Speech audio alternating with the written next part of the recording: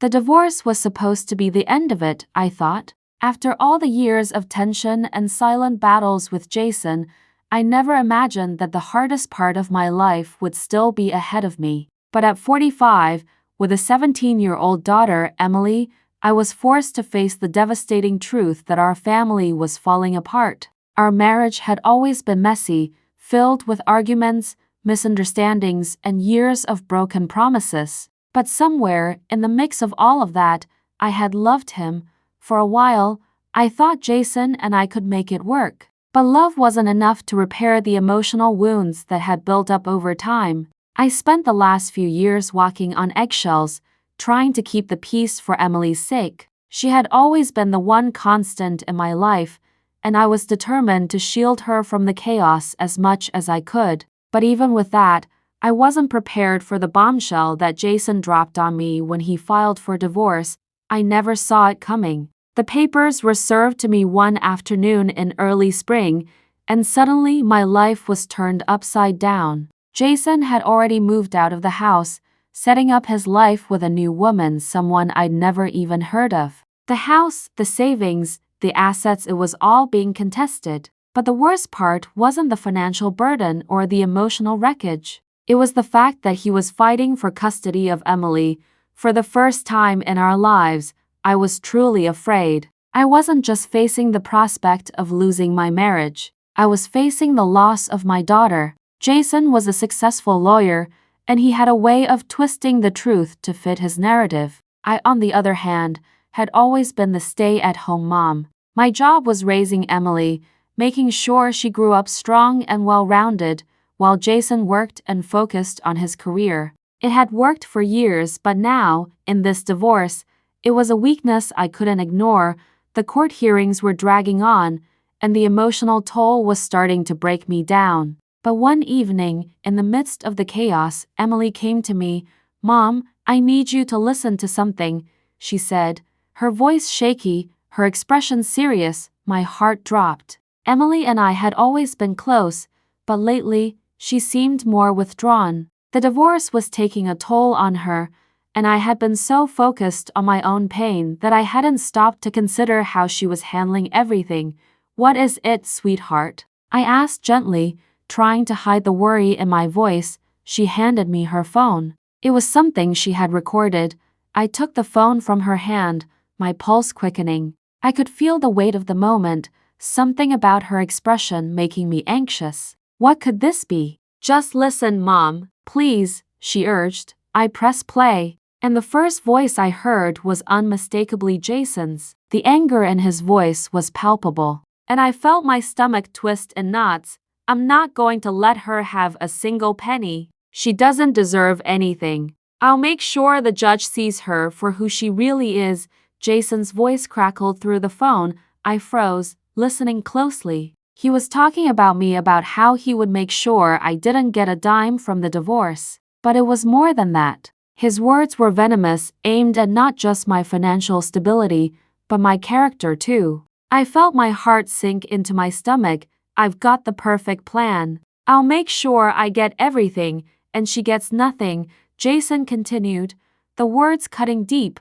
Emily had been in the other room when she overheard him talking. She had recorded the conversation without him knowing, and now I had the evidence I needed. My mind raced, thinking of the implications of what I was hearing. Jason had been planning this divorce long before the papers were filed. He'd been working behind the scenes, manipulating the situation to his advantage. What is this, Emily?" I asked, my voice barely above a whisper.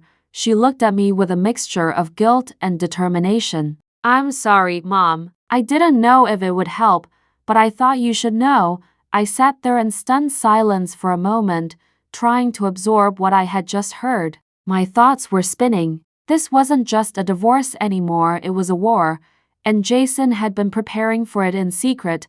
I held Emily tightly, trying to reassure her that everything would be okay. But inside, I was shaking. This recording, it was the ammunition I needed to turn this whole thing around. I wasn't going to let Jason take everything from me. Not again.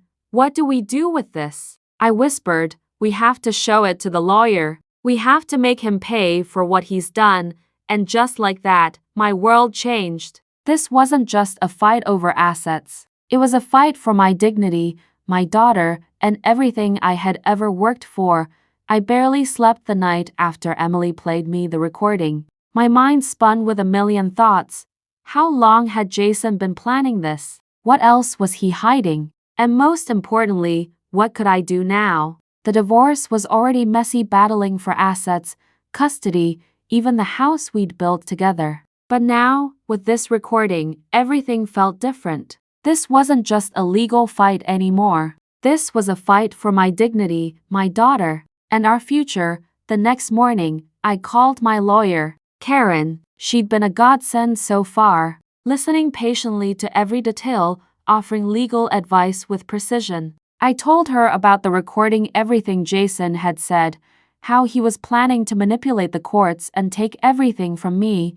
There was a brief silence on the other end. I could almost hear Karen calculating the implications. "Bring it to me," she said finally. "This could be the key to turning things around. But we need to be careful. You can't use this just yet. We need to make sure it's legally admissible in court." I knew she was right. In a case like this, where Jason's a seasoned lawyer and I'm just a stay-at-home mom, every move had to be calculated. But knowing I had something concrete, something that could tear his narrative apart, gave me a sense of power I hadn't felt in months. I spent the rest of the day preparing.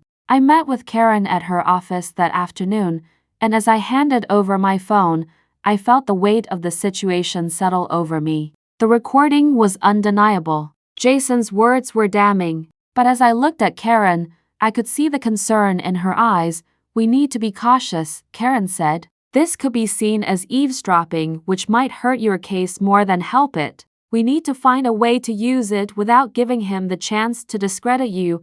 I nodded, the reality of the situation sinking in. Jason wasn't just my ex-husband. He was a powerful lawyer who knew how to manipulate the system. He'd been planning for this moment for months, if not longer, and I couldn't afford to make any mistakes. Later that evening, I went home to find Emily curled up on the couch, watching TV in the dim light. She didn't look up when I entered the room, and for a brief moment, I wondered how much of her pain she was hiding from me. Divorce had a way of doing that. It made everyone feel like they were walking on eggshells, afraid to speak up, afraid to ask for help. I sat beside her, not knowing exactly what to say. I had just spent hours with my lawyer, strategizing and rethinking every step of this case. But I hadn't yet told Emily what the next steps were. "How are you feeling?" I asked, my voice soft. Emily shifted uncomfortably but gave me a small, almost forced smile. "I'm okay. I guess. You don't have to pretend with me," I said, reaching for her hand. Her eyes welled up, and before I could stop it, a sob escaped her lips. "I just want everything to go back to the way it was, Mom. Before everything changed. Before I overheard him. Before all of this." My heart shattered. I pulled her into my arms, holding her close as she cried. I couldn't fix everything, but in that moment, I promised myself I'd do whatever it took to protect her. When the tears subsided, Emily wiped her eyes and sniffed. "What's going to happen now?" I hesitated. "We've got some things to figure out. But don't worry. We'll make sure this all works out. Jason can't hurt us anymore. I'm going to make sure of it." The next few days were a blur of meetings with Karen, more strategizing and tense moments with Jason. He wasn't aware of the recording yet, but I knew that he was getting more aggressive. Every message he left on my voicemail, every email, every comment he made during our court hearings, his anger was starting to show. One afternoon, I was in the kitchen, preparing lunch when my phone rang. I recognized the number immediately. It was Jason. I debated answering it, but then I remembered the recording. Maybe, just maybe, he would slip up again. I picked up the phone. "Hello? I hope you realize this is just the beginning, Julia." Jason's voice came through, thick with condescension. "I'll fight you for every penny, and I'll make sure you never see Emily again if it comes down to it." My heart raced, but I didn't let him see it. You don't scare me, Jason. I'm not backing down. His laugh was cold, sharp. You should. You have no idea what you're up against. I ended the call, my hand shaking. I wasn't backing down. Not now. Not ever. But I had to admit Jason was getting under my skin. His threats were growing more frequent, and they weren't just aimed at me. He was turning Emily against me, subtly twisting her feelings, making her doubt me. I knew he was playing dirty, but now, I had something he didn't see coming.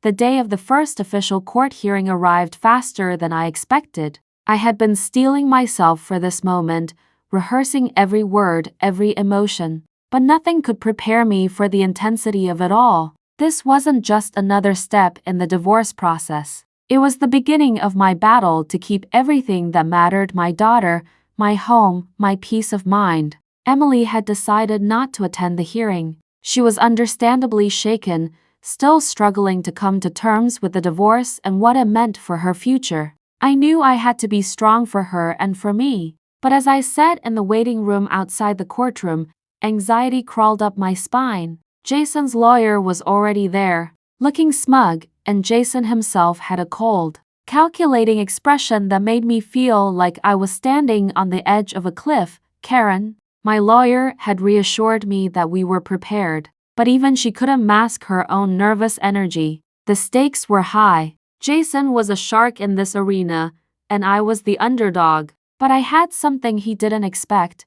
When we finally entered the courtroom, the tension in the air was palpable. The judge, a middle-aged woman with a stern demeanor, called the hearing to order, her gavel echoing in the quiet room. My palms were clammy, my heart pounding in my chest. But I couldn't afford to be nervous, not now, not with everything on the line.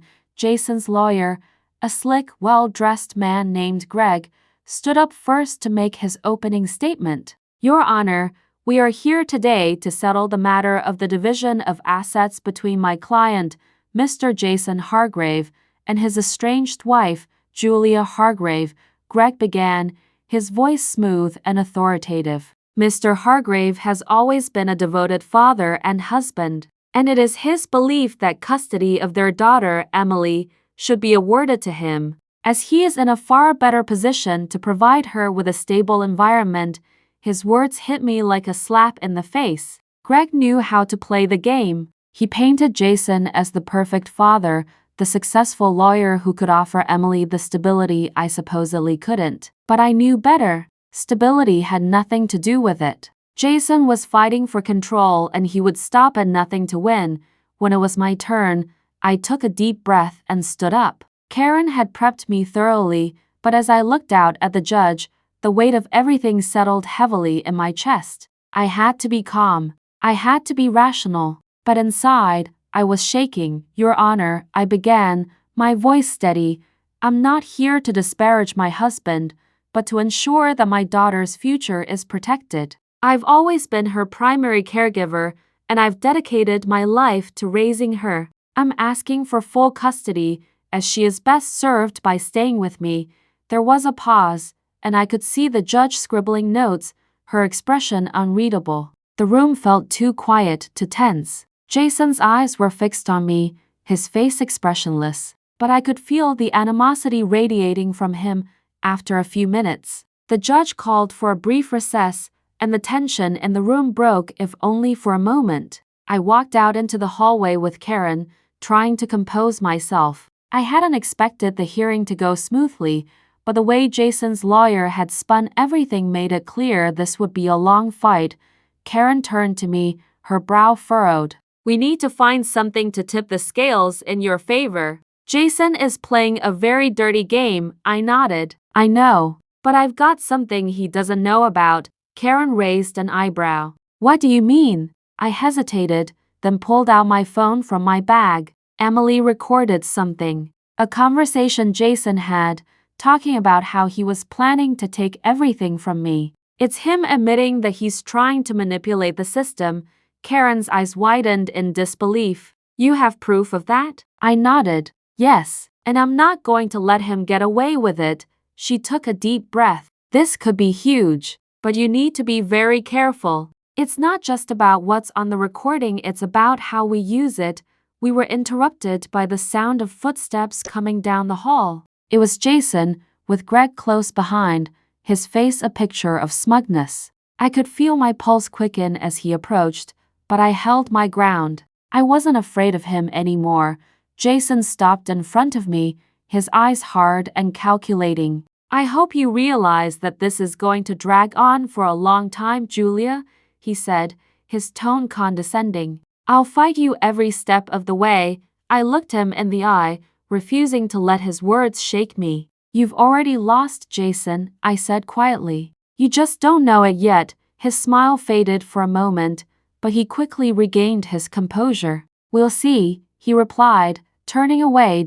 As I watched him walk back toward the courtroom, I felt a surge of confidence. I had the truth on my side, and it was time to show Jason that he couldn't control everything. I wasn't going to let him manipulate the system any longer. The second hearing came too soon, and the weight of it all felt heavier than ever. After the brief recess, I thought I was prepared. Karen had guided me through every step of the process, but the reality of facing Jason in court again made me feel like I was walking into a lion's den. This wasn't just about assets anymore. This was about power control and who would end up with Emily. The courtroom had the same sterile, tense atmosphere as before. I could see the whispers between Jason and his lawyer, Greg, and I knew they were strategizing. I had my own strategy too. We were going to present the recording. It was undeniable proof that Jason had been plotting to undermine me, to take everything, including our daughter. I thought that would be enough to turn the tide in my favor. But what I hadn't anticipated was how quickly Jason would shift his game plan.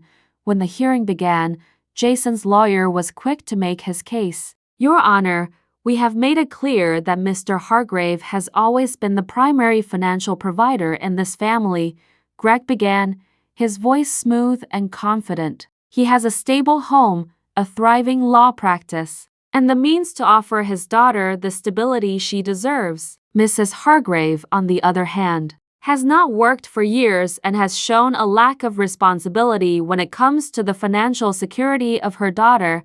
I could feel the sting of his words. Jason's portrayal of me as the unfit parent, the one who couldn't provide for Emily, made my blood boil. But I wasn't going to let him control the narrative. Not anymore. When Karen stood up to speak, I was filled with a quiet resolve. "Your Honor, I have always been Emily's primary caregiver. I was there for her every moment, every milestone. I may not have been the primary breadwinner, but I've been the constant in her life. I'm asking for full custody because I know what's best for her." I could see the judge scribbling notes again, her eyes flicking between us. Then, it was time for us to present the evidence. Karen stood up and walked to the front of the room, holding a small envelope in her hand. Jason's face remained calm, but I could see the tension building. He had no idea what was coming. "We have an audio recording," Karen said, her voice steady. "A recording made by Mrs. Hargrave's daughter, Emily. In it, Mr. Hargrave is heard discussing his plans to manipulate the divorce proceedings and gain control of the family assets, including the custody of Emily."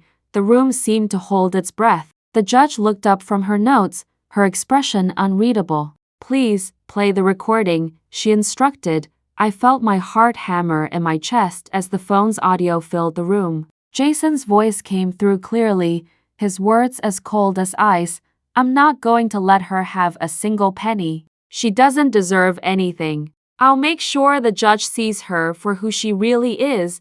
The silence in the room was deafening. For a brief moment, I allowed myself to feel a sense of victory. This was it. This was the evidence I needed. Jason had exposed himself, but then, to my horror, Jason's lawyer jumped to his feet. "Objection, Your Honor," he called out, his voice sharp. "This recording was obtained without Mr. Hargrave's knowledge and is therefore inadmissible as evidence. It was made without consent and violates his privacy rights." My stomach dropped. I had known this could be a possibility, but hearing it aloud was a blow I hadn't prepared for. The judge turned to Karen. "Is this true?" she asked, her voice calm but firm.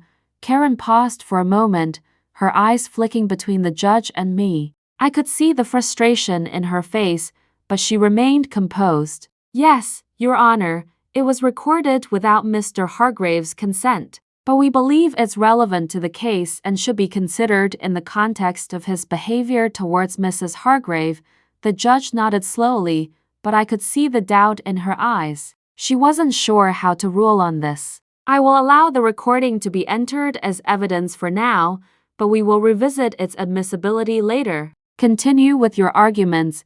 The tension in the room was palpable as Jason's lawyer countered. Your Honor, I ask that you disregard this recording entirely. It was made under questionable circumstances and is irrelevant to the matter at hand. My client has always acted in the best interest of his daughter.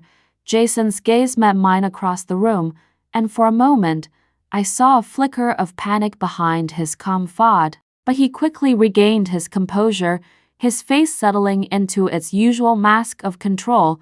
The judge nodded, taking all the arguments into account. We will continue this hearing tomorrow. I will review the evidence presented today and make a ruling on the admissibility of the recording. I sat there, numb, as the gavel came down, signaling the end of the hearing. Jason and his lawyer exchanged quiet words as they left the courtroom, but I barely registered them. The setback stung, but I wasn't about to give up.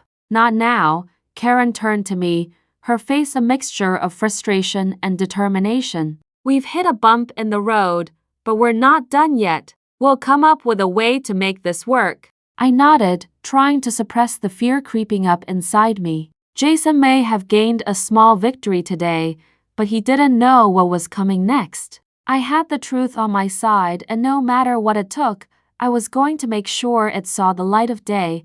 The final hearing was upon us. The last chance to end this hellish divorce battle. The last time I would face Jason in the courtroom, where his lies and manipulations would finally be exposed for all to see. The weight of the moment settled heavily on my shoulders as I sat in the courtroom.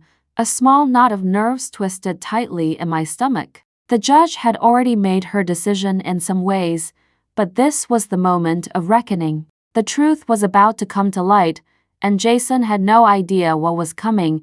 I had been preparing for weeks. Karen, my lawyer, had carefully planned every step we would take. We had evidence. The recording Emily had made of Jason's call, his admission that he intended to use this divorce to gain control of everything, including his daughter, was damning. I had no doubt that it would be the key to turning the tide in my favor. But I also knew that Jason was a master manipulator, and he had a few tricks up his sleeve too. Still, I felt ready for whatever came next.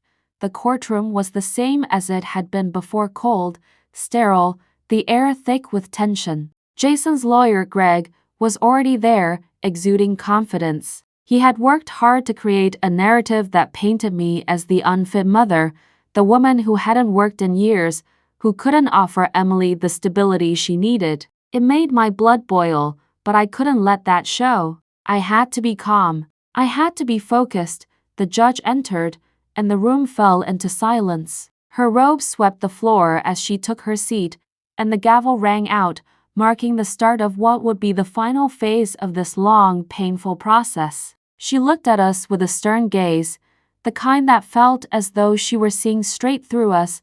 Let's begin, the judge said, her voice steady. We are here today to make the final determination regarding the custody of Emily Hargrave and the division of assets between Mr. and Mrs. Hargrave. She paused, flipping through the pages in front of her. I've reviewed the materials submitted, including the audio recording made by Mrs. Hargrave's daughter. I will now hear the closing arguments from both parties. I glanced at Jason, who had walked into the room just moments before. His eyes met mine briefly, but there was no sign of remorse on his face, no recognition that the walls were closing in on him. He was trying his hardest to appear calm, but I could see the tension in his jaw, the slight tremor in his hands. He had underestimated me, and now, the truth was going to finish the job he started. Greg stood up first, adjusting his tie and clearing his throat as he prepared to speak. Your Honor, he began smoothly. We have heard a great deal from Mrs. Hargrave and her counsel about the supposed misdeeds of Mr. Hargrave. However, I must remind you that Mr. Hargrave is a highly successful professional. He has been the primary financial provider for this family, and he is in the best position to provide Emily with the stability she deserves. He owns a home that has ample space for her, and he has the financial means to ensure that she lives comfortably. Mrs. Hargrave, by contrast, has not been employed for years. She has no assets of her own and has shown a complete lack of responsibility when it comes to the financial security of their daughter. The words stung, but I kept my composure. I had heard these accusations many times before. Jason had spent years hiding behind the veneer of being a successful provider, all while neglecting his family emotionally. He'd never been the steady, loving father he claimed to be. He had been a manipulator from the start. And I knew I could prove that now. Karen stood next, her posture straight, her expression calm but resolute. Your Honor, the argument Mr. Hargrave's lawyer presents relies on a very narrow and distorted view of what it means to be a good parent. Yes, Mr. Hargrave has provided financially, but he has used that as leverage to control the family, to control his wife and daughter. He has not been a present father. His relationship with Emily has always been strained, and more importantly, as we have demonstrated, he has actively sought to manipulate the court system to his advantage. She looked directly at the judge. We have provided irrefutable evidence in the form of an audio recording made by Mrs. Hargrave's daughter. In that recording, Mr. Hargrave is clearly heard planning to use this divorce to deprive his wife of any assets and to use Emily as a pawn in this battle. The recording reveals not just financial manipulation, but emotional abuse. This cannot be ignored. Mr. Hargrave's actions demonstrate a pattern of behavior that disqualifies him from being the primary custodial parent.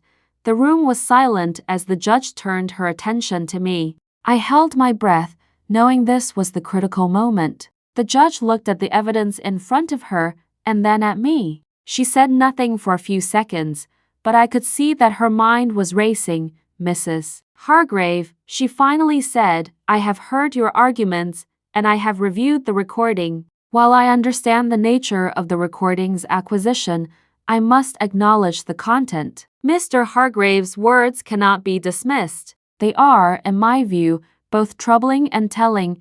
Jason's face flushed with anger as the judge continued. Despite Mr. Hargrave's financial resources and the circumstances he presents, I cannot ignore the emotional toll his actions have clearly taken on his daughter. His behavior undermines his claim to be the better parent, and it raises serious concerns about his ability to provide a stable and nurturing environment for Emily. Jason's lawyer stood to object, but the judge silenced him with a single raised hand. I have considered the objection, and I am overruling it. The recording, while obtained in a manner that may be questioned, still reflects Mr. Hargrave's mindset and intentions. I cannot, in good conscience, award him sole custody. The words landed like a hammer blow. Jason's face twisted in disbelief. He looked like a man who had just been blindsided because he had been. He had thought he could manipulate the situation, control every move, and play the game in his favor. But the truth had come for him, and there was nothing he could do to stop it. The judge's eyes moved to me then. Mrs. Hargrave, I have reviewed your case, and I believe that you have been the primary caregiver for your daughter, both emotionally and physically. It is clear to me that Emily's best interests are served by remaining in your care. I am awarding you full custody of Emily Hargrave. Additionally, the division of assets will be revisited with fairness and equity in mind. The room was still. For a moment, I didn't believe it. It was over. Jason had lost. And most importantly, Emily would stay with me. I felt the weight of months of tension lift off my shoulders, the dread that had gnawed at me for so long slowly beginning to fade. Jason's lawyer tried to argue one more point, but the judge silenced him. This matter is settled. Mrs. Hargrave, you have custody of your daughter. The financial division will be addressed in another hearing, but for now, This case is closed." Jason didn't say a word as he stood up and left the courtroom. His jaw was clenched tight, but he knew he had been beaten. He knew that no matter how much power and money he had, he could not fight the truth. And the truth had won. As I walked out of the courtroom with Karen, I felt a rush of relief flood over me. We had done it. I had done it. The battle was over. But as I reached for my phone to call Emily, I couldn't help but feel a sense of calm for the first time in months. Jason was no longer a threat. He no longer had control. "I did, Mom." Emily's voice trembled on the other end, but there was hope in it now. "Did we win?" I smiled, tears welling up in my eyes. "Yes, sweetheart, we won. You're coming home with me. We're going to be okay?" She asked softly. "We're going to be okay," I said, my voice thick with emotion. "We're finally free." Author's note. This story is a reflection of the power of truth and resilience in the face of manipulation. Jason tried to control the narrative, to turn his own lies into facts, but in the end, it was the truth that set the protagonist free. This tale illustrates how, even when the stakes are impossibly high, standing up for what's right can bring about a karmic resolution. While the divorce was painful, the outcome showed that justice doesn't always come in expected ways, but it always finds its path. Author's reflection. As I sit here now, reflecting on everything that has transpired, it's hard not to feel a sense of disbelief. The road to this moment was long, painful, and often felt like an uphill battle. It wasn't just a fight over money or assets, but about something much deeper: the fight for my dignity, the fight for my daughter, and ultimately, the fight for the truth to be recognized. In the midst of all the legal wrangling, the lies, the manipulation, there was one thing that kept me going: my daughter. Emily had always been the center of my world, and no matter how hard Jason tried to make me out to be the villain, I knew I was the one who had always been there for her. Every school play, every scraped knee, every late-night conversation, I was the one who showed up, not because I had to, but because I loved her unconditionally. In the end, it was that love and commitment that made all the difference. The journey was exhausting. At times, I wondered if I was strong enough to keep fighting. Jason, as a lawyer, was ruthless. His ability to manipulate situations and bend the truth to fit his narrative seemed insurmountable. There were moments when I questioned whether I was equipped to take him on in the courtroom. But one thing I learned through this process is that it's not always about how much power you have. Sometimes the truth is the most powerful weapon you can wield. I had to dig deep to find the courage to keep going. The recording Emily had made of Jason's voice was a turning point. It wasn't just evidence of his manipulations, it was proof that he had been using his own daughter as a pawn in a cruel game of control. And when that truth came to light, it felt like everything I had fought for was finally worth it. The lesson here is simple, but profound. The truth always finds a way to emerge. Jason thought he could control the narrative, that his charm and legal prowess would secure his victory. But the reality is that the truth cannot be silenced, no matter how much someone tries to bury it. And even when the odds seem stacked against you, standing firm in what's right can turn the tide. It wasn't just about winning in court. It was about reclaiming my life, reclaiming my self-respect, and most importantly, showing Emily that the truth matters. She had been through so much already, watching her parents fall apart, and I wanted her to see that, despite everything, justice can prevail. I wanted her to know that you don't have to resort to lies, manipulation, or control to win in life. Integrity, even in the face of adversity, is what truly counts. Looking back, I realize how important it is to trust in yourself. There were times when I felt lost, unsure of how to navigate the mess Jason had created, but in the end, I had to trust my instincts and my values. I had to trust that the love I had for Emily and the family we had built would ultimately be my strength. If there's one thing I want others to take from this, it's that no one should ever be afraid to speak up or stand up for what's right, even when it feels like the whole world is against you. The system isn't always perfect, and not every battle is won in the way we expect. But as long as we hold on to the truth, we hold the ultimate power. This journey taught me that the strength to overcome doesn't always come from fighting fire with fire. Sometimes it comes from holding firm to your values, from protecting the ones you love, and from trusting that, in the end, the truth will be what sets you free. I've learned a lot about resilience, but more than anything, I've learned that when you fight for what's right, justice will eventually find its way.